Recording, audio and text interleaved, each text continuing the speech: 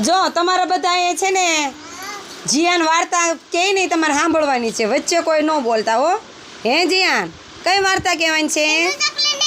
શેની? સરસ, હાલો માંડો.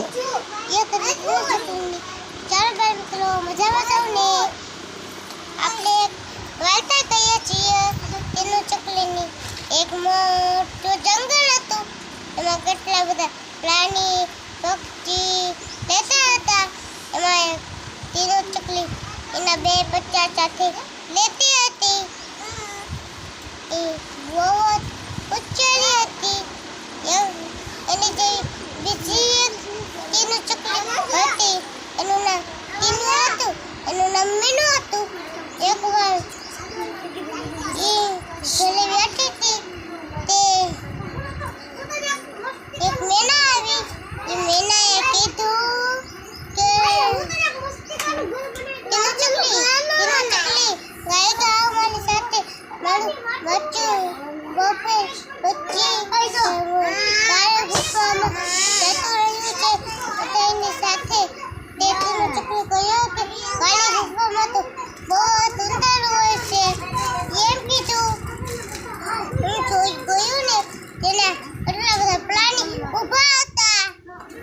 હાથી, પછી બગીરા, પછી જીરાફ, પછી હરણ, એવા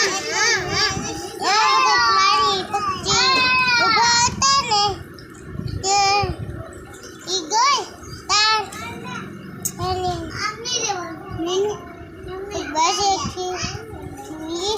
મીનુ લઈને એ બધા રહ્યા અને તીનું લઈ તીનું બધાને હાસવતી હતી.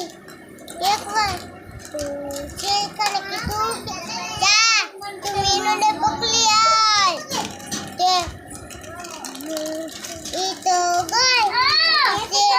પછી તીનું એના બચ્ચા માટે ખાવાનું જોતું હોય. મીનુ તો નાની હતી અને તીનું મોટી હતી.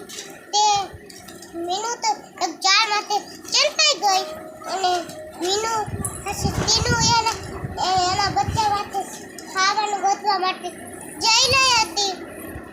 તે મીનુ કે તી ગોળી બાજે તીનું ચકલીને પકડી લીધી આમ અને સાયકલ બસ થઈ ગઈ ઉડીને તે ઓલી મીનુ કે હવે એના બચ્ચાને હું નથી આવી એમ કે આમ ઉડવા અને એના જંગલમાં ગઈ. તે એના બચ્ચાને કીધું કે મમ્મી તમે એ બાજુ ક્યાં જઈ રહ્યા હતા? તે મીનુ કીધું કે આ તેરા બચ્ચા છે.